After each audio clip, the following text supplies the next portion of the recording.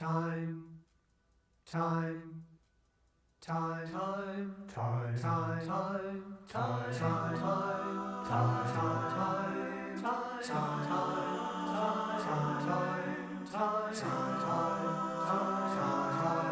time, time. Welcome to the Fancy Thinker. I'm Jared, and it's time once again for some off the cuff reviews because I no longer have time to do much other than get my reading done. But I haven't had time to sit down and actually write some reviews that I would do, as an in-depth type of thing. So I'm gonna try my best to talk about five books that I finished recently that I just haven't had a chance to really get down into the nitty gritty on them. But I wanted to get something out there on these books while they're still fairly fresh on my mind. And yeah, so we got a lot of stuff to get into here. Um, First one up is A Memory Called Empire by Arkady Martine. And we read this as part of our speculative speculation read along on a podcast there. And this book was just the right book at the right time for me because we had just finished The Disaster called Reave by Neil Stephenson, and we got into this, and this was a welcome breath of fresh air. It was a space opera of sorts, and this book is about a diplomat that is coming from the outskirts of an empire. I think the empire was called Texiclan or something like that, and they were coming to this empire, and their former the previous diplomat to this post was murdered, and she's got to discover why. She's got to discover she has to weave herself amongst the politics of this strange place that, granted, she's studied for all her life for the most part, but it's still a foreign place. And I really love how the author um, made this character, uh, not a know-it-all. Like it could have been the case where the character just comes in and says, "I've studied this all my life and I know everything," but the sense of alienness and foreignness that she comes into this position really shone through. And even though she had studied it all her life, there was still a huge difference between studying something and living it. And I really love how the author showed that in this novel.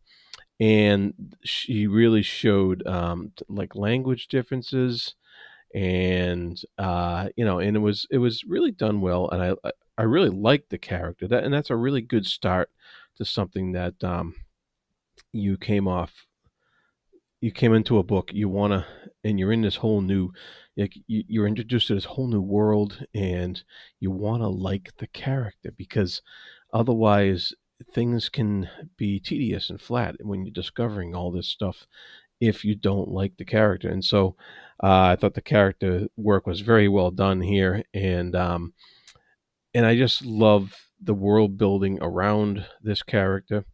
So as this tale went on in A Memory Called Empire, um, we get introduced to all these different factions, different situations. We eventually get to meet the emperor of this empire, and we get to see what everybody's role is, and we get to see the friends she makes along the way, the loyalties that she inspires. And we have to remember that this is all from, it's third person, but it's all from her point of view. And we have to remember that everything may not be as she sees it. So you keep that in mind, and I think the author does a pretty good job of reminding the viewer of that every once in a while. And so I really enjoyed this book, and I don't know if it's just because I like I said, it was the right book at the right time, and I just needed something to sink my teeth into it after a bad read before that. So A Memory Called Empire by Arkady Martine. It is the first book in a duology, and I will be reading that second book soon. I think it's called A Desolation Called Peace. And I'm looking forward to it because I really want to see how where the story goes and how it will wrap up. But the first book is a pretty good standalone by itself. Um, you could read it and just stop there. I don't think. I mean, I'm not missing anything because I don't know what's going to happen. There was no real loose ends um, that I was like missing because and felt frustrated that I didn't know that yet. There was some obvious ties into something coming in the future, but it wasn't something that was like mandatorily frustrating that I didn't know that I didn't find out about it. It was a very satisfying conclusion um, for the work that it was, and so that's pretty cool. All right, good book. Check it out if you can. Okay, what else? All right, review number 2. Stephen R. Donaldson's Reave the Just in Other Tales. This is a collection of short fiction that Donaldson wrote um, over a good, I think it was a good 14-year or so span from 84 all the way up to like 98 and 99 maybe. And so there's 8 tales in this book. The title tale, Reave the Just, The Djinn Who Watches Over the Accursed, The Killing Stroke, The Kings of Tarshish Shall Bring Gifts, Penance, The Woman Who Loved Pigs, What Makes Us Human, and By Any Other Name. The highlight of this book is, I think, The Killing Stroke. I just really love that story. This is a reread for me. I read it first about back when it came out back in 99. So, 20 something years ago. And The Killing Stroke was the one I remembered the most over 20, after a couple decades. And it did not disappoint a second time. It was a fantastic story. All the stories in this book are really good. And they really showed Donaldson's strength as a writer, as a crafter of fantasy and fantastic tales. There is one sci-fi story in here, which was interesting. And he this you guys know that he's one of my favorite writers, and I consider him one of the best, and it shows in this collection of short fiction. There is I had lots of talks about these stories on my channel, spoiler talks, in my short fiction side hustle series, so check those out if you do end up reading any of these. Yeah, there's not much more to say other than these are like the peak fantasy short fiction. It's the best anthology or collection of short fiction that I've ever read, and I was so happy to read it again. I was so happy to convince my friends to read it with me. All right, so we are also going to do on to number 3 here. The War of the Worlds by H.G. Wells. What can you say about a book that everybody knows the outcome, right? Everybody's familiar with the War of the Worlds, unless you've been living under a rock. This is, this is the probably the original alien invasion. I don't know, maybe he got the idea off of somebody else, but this is the one that everybody thinks about when they think alien invasion and invaders from Mars. And this was the progenitor of so many stories that came after, the influencer, so to speak, the the book that everybody is riffing off of when it comes to alien invasions of Earth. And so that's the history of it. This was written in 1898, I think. And Wells, in this book, the themes that run through this book, he's concerned about war. He's concerned about the invention of um, you know means of making war, the invention of war machines.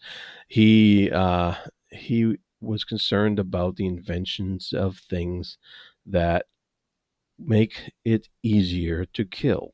Um, and that is very evident in the way that the Martians' machines kill people in this book. Um, it's kind of funny because the book starts off with, it takes place completely in Britain. It's very British centric, but it starts off, in one shire, goes to the next, and the the English countryside. The people are setting up picnics. They're watching this happen. It's kind of amusing, but the but it gets pretty gruesome after that, which was a little surprising to me that it was as gruesome as it was for the time it was written. Wells didn't hold back on some of the the deaths and some of the gruesome images and some of the psychological effects that it would have on some people in there. And so he really didn't hold back, and he really I think I did a fine job of bringing that stuff to the fore. The only thing I didn't like about it was some of the shire hopping. He does a lot of names, a lot of places, a lot of within England that you just like, okay, you really don't care what these places are. That's just a sign of the times, a sign of it was written. You have a narrator who's narrating the whole thing, and then he narrates, and then he narrates for somebody else, like he narrates for his brother, and my brother is doing this and said that, and it goes on like that. But so you're only getting part of the story because you're only experiencing what this narrator experienced, and which really leaves a lot up to your imagination and what you think may have been happening elsewhere and stuff like that. But it's a classic for a reason. Wells is a classic writer, and he really did a great job hitting it out of the park with this. It's still entertaining today, and that's over 120 years later. So there's a lot to be said for that, and it's still relevant in many ways too to these days. So, War of the Worlds by H.G. Wells. If you've never read it, like that was the first time I ever read it, even though I knew the story. Um, if you never have, check it out. It's well worth it. Well worth the read. All right, on to number 4, and that is The Cave by Jose Saramago. This book was a really well written book. It took me by surprise how much I actually liked it. I did not expect to like this book as much as I did. This book, because this book is about a guy who makes pottery. That's pretty much it, right? It doesn't sound very exciting. Um, but Saramago's prose and his style and his story structure are unique. It takes a little bit to get used to it as you first start off the book. Um, what helped me um, was kind of reading the dialogue out loud and getting used to the rhythm and getting used to the way it's structured, because he doesn't use quotation marks. He doesn't use a lot of punctuation. He doesn't use paragraphs. He doesn't use periods in a lot of places. Um, and so, that's exaggerated, but it's relevant. It's relevant. He will have really 3-4 pages of just straight text without a break, without a paragraph indentation, and he'll even have a whole page without even a sentence, a period. So it's something you need to get used to, but once you do, oh boy, this book is fun. It just flows. It just flows.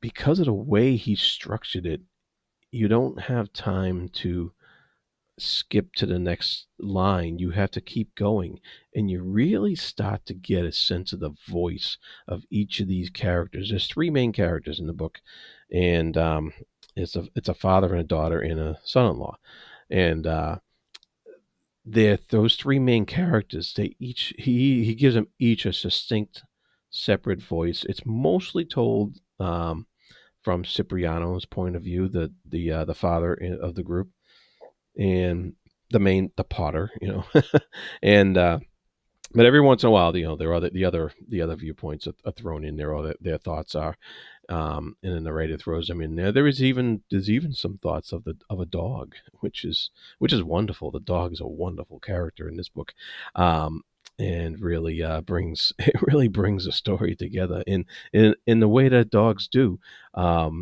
It brings a family together and brings a story together. And I've found that's the name of the dog. Found I found that was delightful in the story in and of itself. And Saramago's name for the dog, Found, was quite deliberate, because of what just the way it rolls off your tongue, the way it means something to the reader, because the reader is finding a lot of things out about a lot of things in this book. And some of the themes center around corporations taking over, um, and just being the uh, the end all and be all of the structure of life, overcoming the little guy, overcoming the need to have a life that you kind of make your own rules and control on your own. The corporation takes care of everything, and they're not and it's not portrayed as this like evil corporation taking over or anything like that. It's portrayed as just progress, and the progress is part of the issue that eventually Cipriano is enlightened towards. He's like, because they're all going along with this, they call it the center in the book, and what the center's doing, everybody's going along with it. Everybody, the whole town, the whole city, the people, they're all going along with it, and it all seems good. It doesn't, that doesn't seem like there's anything wrong with this process of moving into the future with the center, with the corporation that's providing all this stuff, jobs and security, and just like a safety net. And so why wouldn't anybody not want that? But then but there's just something off about it. There's something off kilter, and our characters figure this out, and they each figure it out on their own way. And I love how that happens. And the dog already knows it, of course.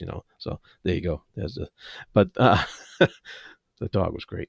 The Yeah. So this novel is, subtly and slowly goes through this transformation, and of course, it's a big thematic take on Plato's The Cave. Plato being the philosopher, who came up with this concept of people in a cave who all they see is the shadows on the wall, and that's their whole life until some guy leaves and comes back and says, "Hey, wait, no, there's more," and they all think he's crazy or something like that. Anyways, um, that theme is the main thing at the crux of the book. And so and he really, Saramago really plays with that a lot. He gives you hints about it. He insinuates it into the dialogue. He insinuates it into the characters' thoughts and the story as it's going along. And there is a lot of philosophy in The Cave. It is like every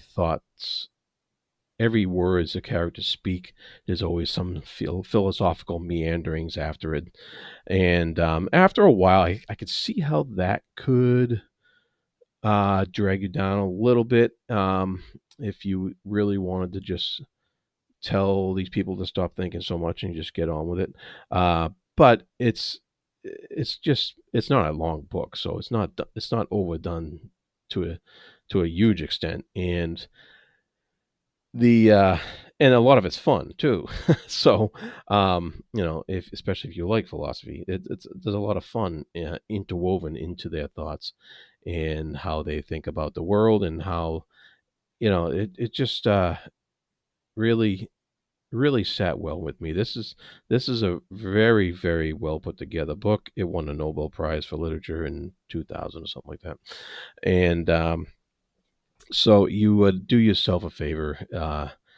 Check it out. I once you get used to the style, I think it will flow very nicely, and you won't have any problems finishing it whatsoever. The Cave by Jose Saramago. All right, and finally, my fifth book for this buncho reviews. I read Return of the Griffin by JCM Berne, or Joe Byrne, as we know him. And this is the second book in the Hybrid Helix uh, series. Of It's a superhero sci-fi fun. Uh, our main character Rohan basically returns to Earth. He's the Griffin. He returns to Earth, and that's the title. And for good reason. The Earth is in trouble, so you know there's a reason for him returning. But I love what Byrne did with the character. I love what he did with his return, because there's a history there, and it's not a great history, and he has to deal with all the ramifications of that. Um, Byrne has a way of playing with some of these superhero tropes and some of the bad guys and some of the kaijus, the monsters, and kaiju, is that how you say it? I forget how. Anyways, he has a way of presenting all this stuff in a new and fresh way that's really fun. This was a fun book, and it's weird because like millions die, so you would think, what's so fun about that? But that's superhero catastrophe stuff that we all expect from superhero stories, right? But the but Joe really makes you think about it. Joe Byrne really makes you think about it, and he just I don't know what it is, because I wouldn't normally go in for a superhero book at all. I read enough superhero stuff in comics. I read a lot of comics, so I get it. I get my fix. Even though I veer away from a lot of the mainstream stuff, but so I would never think to pick up a written novel about us, but man, this stuff is fun, and Joe Byrne just has a way of uh, making you care about what happens to this character and all the supporting characters around him. And there's plenty. There's lots of characters in this book and the previous one, and I kind of latched on to all of them. I really enjoyed reading about every single one of those characters, and I gotta say, you know, Joe Byrne's really making me wonder if there's other superhero prose out there that might be worth to read. But this was also my independently published book of the month to read, and so I am really looking forward to the third book in this series. I don't remember what it's called, but I'll figure it out later. But if you Joe has a way of really engaging you in the action without bogging you down in an action scene, if that makes any sense. And so I really appreciated that, because I don't like action scenes that just tend to drag on for too long. Get it in, get it quick, get it done, and get on with the story, which is the real meat and potatoes of what you want to do. And Joe Byrne can do that. So um, if that at all interests you, then you want to check out Return of the Griffin, and check out the first book too, which is called uh, it's blanket on me, but I'll put it in the on the description on the screen here.